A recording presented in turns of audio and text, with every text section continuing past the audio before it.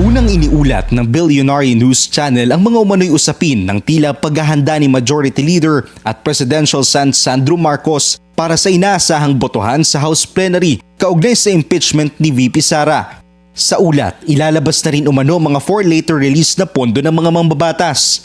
Walang kumakantang mambabatas tungkol dito sa ngayon. Si Manila 2nd District Representative Roland Valeriano wala raw nababalitaan. Gayon din si Kamanggagawa Party List Representative Eli San Fernando. Wala ring nababalitaan si Navotas City Congressman Toby Tiangco.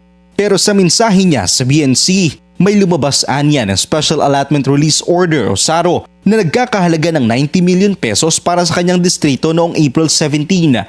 3 araw ito matapos ang pagdinig ng House Justice Committee kung saan lumantad sa pagdinig ang self-confessed bagman ni VP Sara na si Ramil Madriaga. Pinabulaanan naman ng ilang kongresista ang issue. Ang masasabi ko lang ay wala ako natanggap na ganun tawag. I am a member of the minority and perhaps you should ask the other members of the House.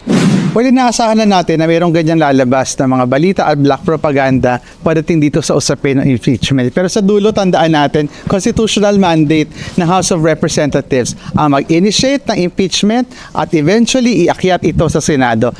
Si Congress Miao Kiko Barsaga hindi direktang sinagot kung totoo ba ang aligasyon sa presidential son. Pero sinabi niya sa BNC na kagaya ng kanyang ama, kikilos rin ang batang Marcos para ma-impeach si VP Sara at babaliwalain nila ang negatibong epekto nito sa bansa at sa ekonomiya, makuha lang nila ang kanilang gusto.